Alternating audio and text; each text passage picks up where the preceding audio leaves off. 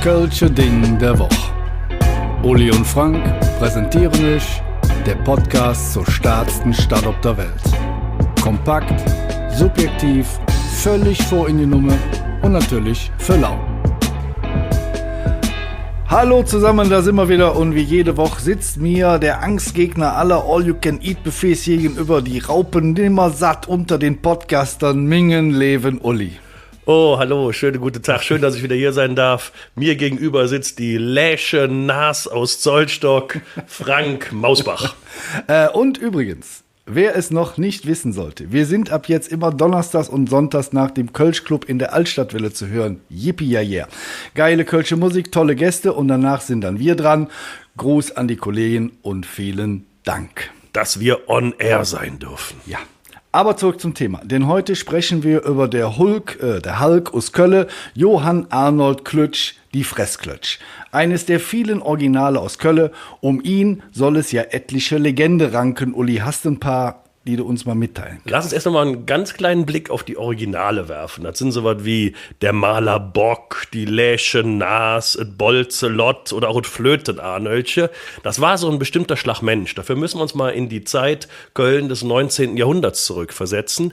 Köln war ein ganz anderes Köln als heute. Das war gemütlich, das war noch klein, da waren noch nicht so unendlich viele Einwohner, man kannte sich und da gab es dann auch immer so diese, ja, zum Teil muss man sagen, Dorfdeppen.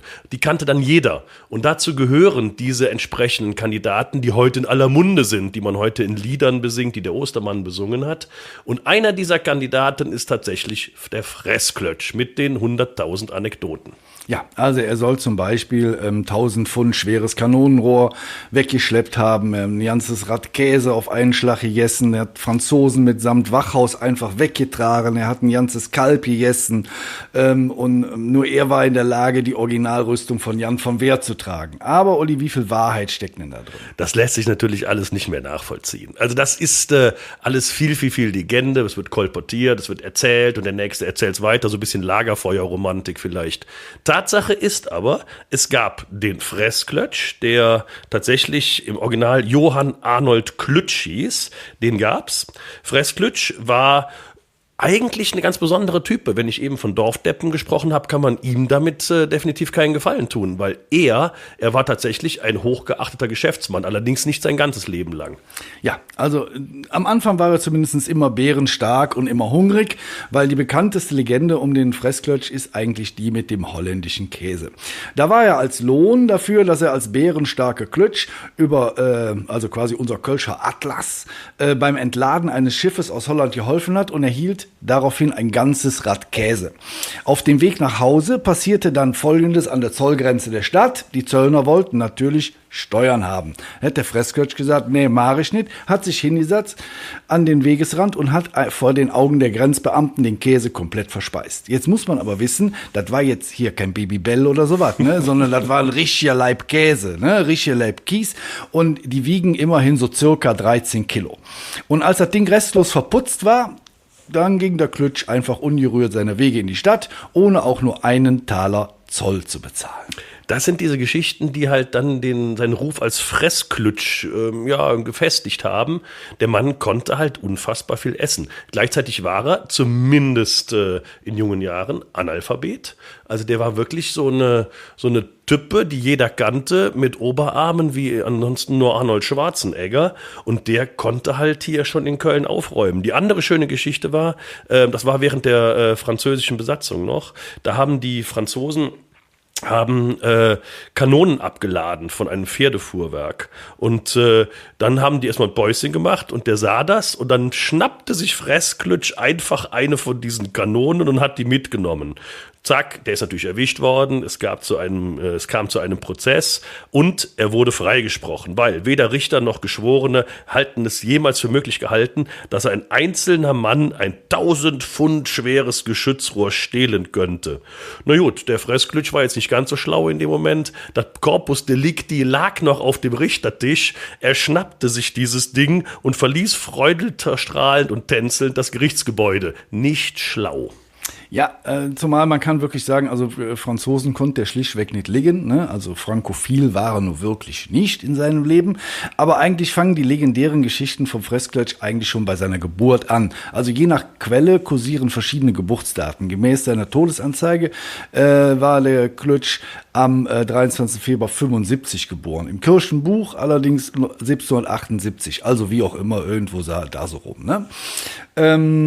Egal welcher man traut, der Klötsch ist am 29. November 1845 gestorben, 1845 natürlich, und hatte dann also mindestens 67 Jahre, was ja schon, sage ich mal, ein fast schon biblisches Alter in diesem, sage ich mal, zu dieser Zeit war. Statistisch gesehen sind die Leute so im 19. Jahrhundert ungefähr 35 Jahre alt geworden. Ja, und? Der Fressklötsch, also wie gesagt, Analphabet. Das wissen wir auch deswegen, weil es gibt seine Hochzeitsurkunde. Er hat am 13. April 1804 geheiratet und anstatt einer Unterschrift trägt die Hochzeitsurkunde den Vermerk: Ehegatte erklärt, er könne nicht schreiben. So, und jetzt packen wir alles zusammen. Du hast einen Analphabeten, bärenstark, bisschen tump und der halt fressen kann wie sonst keiner. Fertig ist das Bild. Du hast so einen kleinen Dorfdeppen. Ja, aber weit gefehlt, ne? Denn desto mehr man da gräbt, desto mehr erfährt man darüber, ne? Tatsächlich war er ein sehr angesehener Bürger und Geschäftsmann. Im Jahr 1804, zum Zeitpunkt der Heirat, war Klötsch Abdecker und handelte mit Fleischabfällen.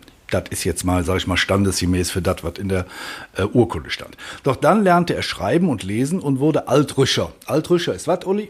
Altrüscher ist einer, der aus Driss Geld mäht. Ja, also, ne, hier. Altwarenhändler. Ja. Er lernte den Gelehrten aus der Oberschicht verkehrenden Franz Ferdinand Wallraff kennen und durch ihn auch den Blick auf wertvolle Antiquitäten. So wurde aus dem Trödler Klötsch der Antiquitätenhändler Klötsch mit einem so hervorragenden Ruf, dass er sogar Taxator in der Stadt Köln für die Stadt Köln Wert von Antiquitäten feststellt. Und jetzt auf einmal stimmt das Bild nicht mehr, ne? Von wegen Tumber Vielfraß, der Mann, der war wirklich anerkannt. Und er hatte noch mehr für die Stadt geleistet. Er war ja gut befreundet mit Ferdinand Franz Wallraff, also schon, das ist Haute Volée der Staat gewesen. Und so kam er tatsächlich zu einem besonderen Amt auch, das angeblich nur er ausüben könnte, weil im Jahr 1823 sollte der Rosenmontagszug das erste Mal laufen und man suchte irgendjemand, der die Figur des Jan von Werth verkörperte, und zwar in der Originalrüstung, die noch im Stadtmuseum stand. Allerdings war diese Rüstung so schwer, dass keiner in der Stadt in der Lage war, die zu tragen. Bis auf Fressklötsch. Der konnte es und ist den ganzen Rosenmontagszug stolz mit dieser Rüstung gelaufen. Ja. Ebenfalls machte er sich einen Namen beim Aufbau der Freiwilligen Feuerwehr. Stolz trug er den Titel Sous-Chef der 2. Kompanie des Pompiers Corps.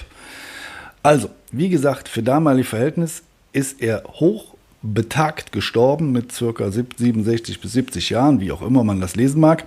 Und es ist ein sehr, sehr schönes Vermächtnis, nicht nur als Kraftprotz und Vielfraß in die Geschichte einzugehen, sondern wie gesagt, wenn man mal ein bisschen tiefer gräbt, hat der Mann doch einiges erreicht in seinem Leben. In seinem Totenzettel, der auch dann tatsächlich veröffentlicht worden ist in der Zeitung, steht dann auch die Ehrung, dass er der Sous-Chef des Pompiers-Corps, also der Feuerwehr, war. Und da steht auch drin, dass es sich um einen wohlachtbaren Herrn gehandelt hätte. Insofern ein ganz besonderes Kaliber vom Kölschen Original. Ja. Und was lernen wir aus der Geschichte von Arnold Klötsch, dem Fressklötsch? Never judge a book by the cover, oder wie man in Köln sagt, nur beim Kamelsche nicht ob das Papiersche, sondern achte drauf, nach was das schmeckt. Schön gesagt. In dem Zusammenhang mit Fressklötsch hört euch auch gerne nochmal die Folge mit Bolzelott an, gleiches Kaliber. Und wir bereiten auch noch ein paar andere Dinge für euch vor. Irgendwann werden wir euch auch nochmal das Flöten-Arnöldchen vorstellen und den Malerbock. Tschüss. Vielen Dank, macht es gut und bis demnächst. Vielen Dank fürs Zuhören. Und da wir natürlich absolut davon ausgehen, dass euch der Podcast gefallen hat, folgt ihr jetzt natürlich auch bei Spotify und zusätzlich noch auf der Webseite des Köln-Lotsen, köln-lotse.de, oder bei dem ganzen Social-Media-Gedöns, Instagram, Facebook und wie sie alle heißen, überall einfach Köln-Lotse gucken, dann findet ihr uns.